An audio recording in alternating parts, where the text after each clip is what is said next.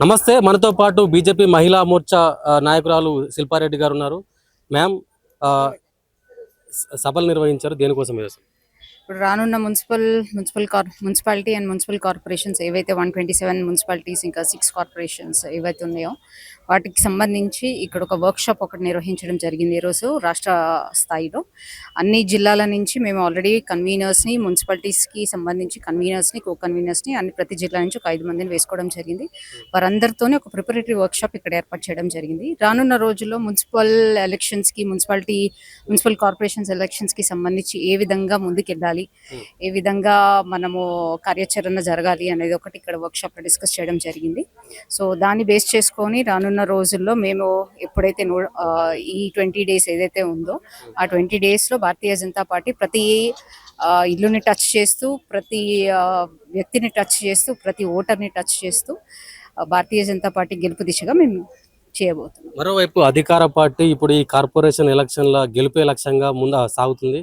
ఖచ్చితంగా గెలవాలనే, అంటే ఇప్పటి వరకు మేము ఇచ్చిన పథకాలన్నీ అమలు అవుతున్నాయి, ఖచ్చితంగా మేము గెలుస్తామని ధీమాతోనే ప్రభుత్వం ఉంది కదా. ఇప్పటిదాకా వాళ్ళు ఇచ్చిన హామీలు ఏవి నెరవేర్చినాయో ఒక్కసారి వాళ్ళు గుర్తు చేసుకోవాలి. ఎందుకంటే మహిళలకు ఇస్తాన్న 2500 మహాలక్ష్మి పథకమే కానీ, తులం బంగారమే కానీ, లేకపోతే ఇంకా యువతికి ఇస్తాన్న స్కూటీయే కానీ, లేకపోతే విద్యా భరోసా కార్డు కానీ, ఇవన్నీ ఏం జరగలేదు. అట్లాంటప్పుడు ఏ ధీమాతో ముందుకెళ్తున్నారో వాళ్ళకే తెలియాలి. వాళ్ళు ఓటమిని చవి చూడబోతున్నారు కాబట్టి వాళ్ళు ఇట్లాంటి మేమే గెలుస్తున్నాం అని ఒక ఫాల్స్ అపోహలో వాళ్ళు ఉన్నారు కాబట్టి దాన్ని మేము ఏం చేయలేము. నిన్న మేము చూసుకున్నట్టయితే ముంబై మున్సిపల్ ఎలక్షన్స్ లో కూడా మేము విజయం కైవసం చేసుకున్నాం. సో రానున్న రోజుల్లో ప్రజలు కూడా భారతీయ జనతా పార్టీ వైపు చూస్తున్నారు కాబట్టి ఆ ప్రజాస్పందన ఆల్రెడీ గ్రామాల్లో కూడా వెళ్ళిపోయింది కాబట్టి ఖచ్చితంగా భారతీయ జనతా పార్టీ జెండా ఎగురవే అవుతుంది. గత కొద్ది రోజుల నుంచి దేవాలయాల మీద చాలా దాడులు జరుగుతున్నాయి, ఏం చెప్తారు దాని గురించి?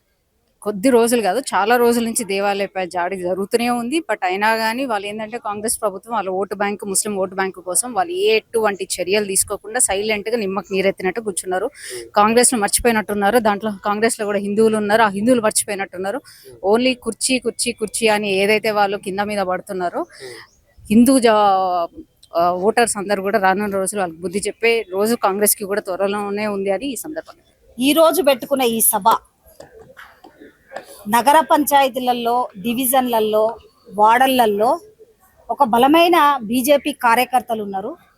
ఆ కార్యకర్తలు సర్పంచ్ ఎన్నికల రిజల్ట్ తర్వాత కార్పొరేషన్ పరిధిలలో, నగర పంచాయతీలలో, మున్సిపాలిటీలలో పోటీ చేయాలన్న ఒక ఆలోచన ఉంది. అదే విధంగా మేము గెలుస్తామన్న ఒక దమ్ము, ధైర్యం కార్యకర్తల్లో కనబడుతుంది. కాబట్టి వాళ్ళకు ఒక ధైర్యాన్ని, ఒక నమ్మకాన్ని ఇవ్వడం కోసమే ఈరోజు ఈ సభ పెట్టుకున్నాం. ఇంకోటి ఏంటంటే కార్యకర్తలు అనే వాళ్ళు రాజకీయంగా గెలవాలి, ప్రజలకు అందుబాటులో ఉండాలి, పనులు చేయాలి. రాష్ట్ర ప్రభుత్వం నుంచి వచ్చే ఫండ్స్ జీరో, కేంద్రం నుండే ఇవాళ గ్రామ పంచాయతీలకి, నగర పంచాయతీలకి, కార్పొరేషన్ పరిధులకు కేంద్రం నుండే ఫండ్స్ వస్తున్నాయి. కాబట్టి బీజేపీ కార్యకర్తలుగా మనమెందుకు పోటీ చేయొద్దు, మనమెందుకు గెలవద్దు, ప్రజలకు మనమెందుకు సేవ చేయొద్దని ఒక ఆరాటంతో ఉన్న కార్యకర్తలకి మనోధైర్యాన్ని ఇవ్వడమే ఈ సభ. అంటే కార్యకర్తలు ఎన్నో ఏళ్ళుగా జెండాలు మోస్తారు. వాస్తవంగా కూడా ఎమ్మెల్యేలు కానీ, ఎంపీలు కానీ ఇలాంటి స్థానికంగా ఎలక్షన్లు వచ్చినప్పుడు కొంత పట్టించుకోరనే వాదన ఉంది. వాళ్ళు మీకోసం ఎంతో కష్టపడి పనిచేస్తారు, కానీ వాళ్ళు కార్యకర్తలుగానే మిగిలిపోతున్నారు. కనీసం సర్పంచులు, ఎంపీ, జడ్పీసీలు కూడా అయితలేరు. అది మీ లోపం అని చెప్తున్నారు, ఎమ్మెల్యేలది, ఎంపీల లోపం అంటారు. ఏం చెప్తారు? కానీ అంటే మీరు మాట్లాడింది అయితే అదైతే కరెక్ట్ కాదు తమ్మి, వాస్తవం కాదు. ఎందుకంటున్నంటే ఇవాళ ఎమ్మెల్యేలను, ఎంపీలను నమ్ముకున్న కార్యకర్తలు గెలిపిస్తారన్న నమ్మకం ఉన్న కార్యకర్తలు ఈరోజు చాలా మంది కనబడుతున్నారు. అలాంటి ఆలోచన బీజేపీ పార్టీలో ఏ కార్యకర్తకు కానీ, ఏ నాయకుల మధ్య కానీ అలాంటి విభేదాలు లేవు. మమ్మల్ని గెలిపిస్తారని ఒక నమ్మకం, విశ్వాసం మాత్రం ప్రతి కార్యకర్తకు అయితే ఉంది. ఇది మాత్రం గత కొద్ది రోజుల నుంచి దేవాలయాలపైన విపరీతమైన దాడులు జరుగుతున్నాయి, ఏం చెప్తున్నారు? దాడులు అనేది కరెక్ట్ కాదు. అంటే తెలంగాణ రాష్ట్రంలో ల్యాండ్ ఆర్డర్ విషయము అసలు ఎటుపోతుంది, ఏమైతుంది అనేది కూడా అర్థం కాని ఒక క్వశ్చన్ మార్క్ లాగా అయిపోయింది. ఎందుకు టెంపుల్ మీద దాడులు జరుగుతున్నాయి, దాడులు చేసే వాళ్ళు ఎవరు అసలు అనేది ఇవాళ ఈ ప్రభుత్వం ఆలోచన చేసి దాడులు అనేటి అసలు జరగకూడదు తెలంగాణ రాష్ట్రంలో. ఎందుకంటే టెంపుల్స్ మీద, భక్తి మీద నమ్మకం ఉన్నోళ్ళు పోతారు. ఈ భయం వాతావరణాన్ని సృష్టిస్తే ఏమైతుందంటే రాను రాను టెంపుల్స్ కి పోవడం తగ్గిపోతుంది. కాబట్టి ఇప్పటికే నేరాలు ఘోరాలు చాలా ఈ తెలంగాణ రాష్ట్రంలో పెరిగిపోతున్నాయి.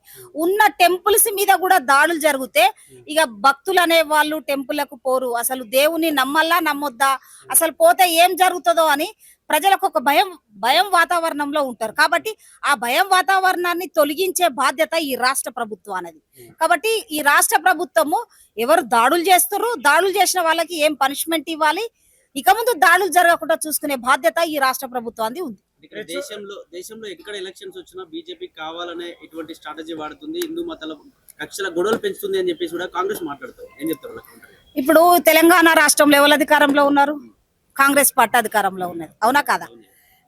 మా టెంపుల్స్ మీద బీజేపీ పార్టీ చేసుకునే ఆలోచన ఉంటుందా? అది కరెక్ట్. అంటే వాళ్ళ చాతగాని విధానం ఇవాళ మాట్లాడతారు. వాళ్ళకి నిజంగా దమ్ము ధైర్యం ఉంటే బీజేపీ పార్టీ మీద మాట్లాడకుండా, బీఆర్ఎస్ పార్టీ మీద మాట్లాడకుండా అసలు దాడులు ఎందుకు జరుగుతున్నాయి, దాడులు ఎవరు చేసిండ్రు? అరే బోలెడని సీసీ కెమెరాలు ఉన్నాయి కదా, ఎక్కడ పడితే అక్కడనే కదా. సీసీ కెమెరాల ద్వారా టెంపుల్ల కాడ ఎక్కడైనా కూడా ఉన్నాయి కదా. ఆ దాడులు చేసిన వాళ్ళు బీజేపీ వాళ్ళ ఇంకెవరనే దొరకబట్టే బాధ్యత ఇవాళ ఈ ప్రభుత్వం మీద ఉంది కదా. కాబట్టి బీజేపీ పార్టీ మీద రుద్దడం కరెక్ట్ కాదు. మీకు దమ్ము ధైర్యం ఉంటే టెంపుల్స్ మీద దాడి చేసిన వాళ్ళు ఎవరు, టెంపుల్ల మీద దాడి చేసిన వాళ్ళు ఎవరు, వాళ్ళు ఎందుకు దాడి చేస్తుండ్రు, వాళ్ళు ఎన్నుకున్న వ్యక్తులు ఎవరు అనేది ఆరాధీసే శక్తి ఇవాళ కాంగ్రెస్ పార్టీకి ఉంది. వాళ్ళు అధికారంలో ఉన్నారు కాబట్టి నిజాలను రప్పించి ఇక ముందు దాడులు జరగకుండా ప్రశాంతంగా టెంపుల్స్ కి పోయి ప్రజలు భక్తులు ఇవాళ మొక్కే విధంగా ప్రశాంతంగా దర్శనం చేసుకునే విధంగా వాతావరణాన్ని ఏర్పాటు చేసే బాధ్యత ఈ రాష్ట్ర ప్రభుత్వాన్ని. అంటే మొన్న ఓవైసీ మాట్లాడుతూ పురాణాపూర్లో జరిగిన ఘటన తర్వాత ఆర్ఎస్ఎస్ ముఖాలు ఉన్న కొంతమంది ఈ విధంగా మన దాడులు స్టార్ట్ చేసి సో తెలంగాణ పోలీసు యంత్రాంగం వాళ్ళని పట్టుకోవాలి అంటే ఆర్ఎస్ఎస్ దీని అనిపిస్తుంది ఓవైసీ మాట్లాడుతుంది. ఏం చెప్తారు? ఇక అవి రాజకీయాలు, అది కరెక్ట్ కాదు. తన మాట్లాడేది కరెక్ట్ కాదు, అది ప్రజలందరికీ కూడా తెలుసు. కాబట్టి దీనికి అంతటి కారణం ప్రభుత్వమే దొరకబట్టాలి అంతే. ఇక మాది మేమైతే రుద్దుకునే పరిస్థితి మాకు ఆ ఆలోచన లేదు. చిన్న టెంపుల్ కనబడ్డా కానీ వాళ్ళ బీజేపీ కార్యకర్తే కాదు, ఏ హిందూ బిడ్డ అయినా వంగి దండం పెట్టి బొట్టు పెట్టుకునే కల్చరు ఈ తెలంగాణ రాష్ట్రంలో ఉంది. ఇక్కడ హిందూ దేవులపైన ఎవరు దాడులు చేసిన వాళ్ళ మానసిక పరిస్థితి బాగాలేదు, పిచ్చి వాళ్ళు అంటారు, ప్రభుత్వమే వాళ్ళు కొంచెం కాపాడే ప్రయత్నం చేస్తుందని చెప్పి చాలా మంది మాట్లాడుతారు. అంటే ఇప్పుడు పిచ్చోళ్ళు ఎందుకు పోతారు టెంపుల్లకి? పిచ్చోళ్ళు పోరు. పిచ్చోళ్ళకు వాళ్ళకు ఒక హాస్పిటల్ ఉంది, వాళ్ళ హాస్పిటల్లో ఉంటారు. కావాలని కొందరు అంటే గొడవలు చేయడానికి కొంత బ్యాచ్ ఉంటుంది. ఆ బ్యాచ్ని దొరకబెట్టే బాధ్యత ఈ రాష్ట్ర ప్రభుత్వాన్ని అంతే. కానీ ఇలా పిచ్చోళ్ళు చేస్తున్నారని వాళ్ళ వైపు అంటే డైవర్ట్ చేయడం కరెక్ట్ కాదు. మీకు దమ్ముందా, ధైర్యం ఉందా? అసలు ఎందుకు?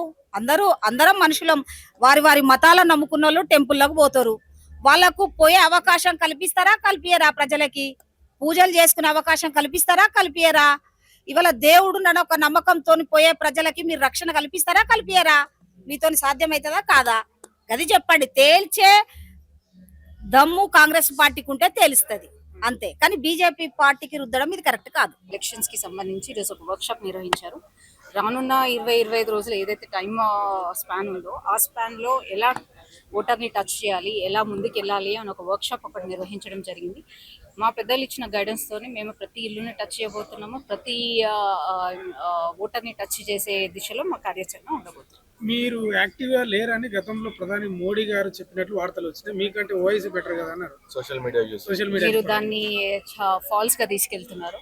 వాళ్ళు అన్నది ఒకటైతే మీరు దాన్ని చేంజ్ చేసి మీరు ఇంకొక విధంగా మాట్లాడుతున్నారు. ఈ meant only in the social media. Social media అనేది మాది కూడా ఉంది ఖచ్చితంగా. ఇప్పుడు దాని గురించి కూడా డిస్కషన్ జరిగింది. సోషల్ మీడియా కూడా చాలా యాక్టివ్ అవ్వబోతుంది.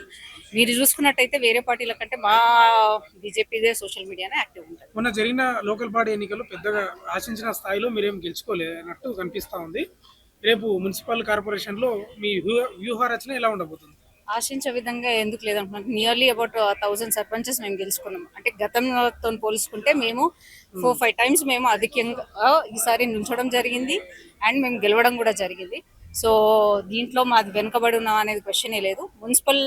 మున్సిపాలిటీకి సంబంధించి మున్సిపల్ కార్పొరేషన్స్కి సంబంధించి నిన్న ఏదైతే ముంబై ఎలక్షన్స్లో విజయం సాధించినామో ఆ స్ఫూర్తితోని ఆ కాన్ఫిడెన్స్ మాలో కూడా వచ్చింది. తెలంగాణలో కూడా రానున్నది బీజేపీ ప్రభుత్వంలో ఏదైతే రానున్న రోజుల్లో ఇది ఒక రెండో స్టెప్. మొన్న సర్పంచ్ ఫస్ట్ స్టెప్, ఇది రెండో స్టెప్ గా మేము భావిస్తున్నాం. సో డెఫినెట్ గా మేయర్లన్నీ కూడా భారతీయ జనతా పార్టీయే గెలుచుకోబోతుంది, చైర్మన్ కూడా. అంటే ఈ మధ్యలో GHMC విలీనం జరిగింది, అంటే కాంగ్రెస్ పార్టీకి అనుగుణంగానే ఆ విలీనం ఉందని, జిహెచ్ఎంసీ డీలిమిటేషన్ అనేది కాంగ్రెస్ పార్టీకి అనుకూలంగానే ఉందని మీరు భావిస్తున్నారా? ఎగ్జాక్ట్లీ అదే విధంగా చేయడం జరిగింది. ఉదాహరణకి చూసుకుంటే నా డివిజనే ఉంది, ఉప్పల్ డివిజన్. నేను గతంలో కూడా కార్పొరేటర్గా పోటీ చేయడం జరిగింది. డీలిమిటేషన్ అంటే ఓట్లను తగ్గిస్తారు, కానీ మా దాంట్లో ఏంటంటే 58,000 ఓట్స్ ఉన్నప్పటికీ నాది ఇప్పుడు 80,000 ఓట్లు అయింది నా డివిజన్. అంటే ఫస్ట్ December 9th డీలిమిటేషన్ చేసినప్పుడు అది 2 డివిజన్స్గా చేయడం జరిగింది, which was very fair enough. దాని తర్వాత మళ్ళీ December 25th ఏదైతే మళ్ళీ రీషఫల్ చేసారో దాంట్లో మళ్ళీ పాతది ఎట్లానే ఉంచి మళ్ళీ కొత్తది యాడ్ చేసారు. అంటే కాంగ్రెస్ నాయకులు వాళ్ళకి అనుకూలంగా చేసుకోవడం జరిగింది. సో వాళ్ళు ఏ విధంగానన్నా చేయండి, కానీ భారతీయ జనతా పార్టీ గెలవబోతుంది. ప్రజలు కూడా భారతీయ జనతా పార్టీ వైపు చూస్తున్నారు. అంటే గుళ్ళ పైన దాడులు జరుగుతున్నాయి, ఏం చెప్తారు? గుళ్ళ పైన గాలు ఇప్పుడు కాదు, 2 ఏళ్ల నుంచి వాళ్ళ పరిపాలన జరుగుతూనే ఉన్నాయి, ఒకటి తర్వాత ఒకటి. కాకపోతే వాళ్ళు దానిపైన ఏది యాక్షన్ తీసుకోవట్లేదు. ఎందుకంటే వాళ్ళకి ఆ ముస్లిం ఓట్ బ్యాంక్ కావాలి, వాళ్ళ మద్దతు కావాలి, కాబట్టి వాళ్ళు ఎటువంటి యాక్షన్ తీసుకోవట్లేదు. ఒక విషయం ఏంటంటే మర్చిపోతున్నారు, ఏంటంటే వాళ్ళు హిందువులు అన్న విషయం కూడా వాళ్ళు మర్చిపోతున్నారు. ఏదైతే ఇప్పుడు వాళ్ళకి మద్దతు పలుకుతున్నారు, రేపటి నాడు వాళ్ళకే అది ఇబ్బంది అవుతుంది, వాళ్ళ ద్వారా కాంగ్రెస్ వాళ్ళకు కూడా ఇబ్బంది అవుతుందని వాళ్ళు తెలుసుకునే రోజులు ముందు. అంటే ఓవైసీ మాట్లాడుతూ ఆర్ఎస్ఎస్ ఎలక్షన్స్ వచ్చినట్టే చాలు, ఇంకా ఆర్ఎస్ఎస్ రెడీ అయిపోయారు, సో ఆర్ఎస్ఎస్ ఇవన్నీ చేస్తున్నారు అని చెప్పి ఓవైసీ కూడా మాట్లాడుతూ తలకాయ లేని వాళ్ళ మాట్లాడిన మాటలకి మేము ఆన్సర్ ఇవ్వాల్సిన అవసరం లేదు. ఎందుకంటే ఎవరు చేస్తున్నారు ఏందనేది కూడా తెలుసు.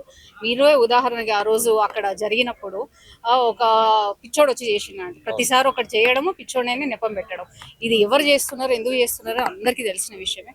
సో అతను ఏదో మాట్లాడినది దానికి మేము రియాక్ట్ అవ్వాల్సి. మేడం, ఈ హిందూ గుళ్ళ మీదనే జరుగుతున్నాయి కదా, మరి ఎందుకు క్రిస్టియన్ చర్చిల దగ్గర ఎందుకు జరగట్లేదు?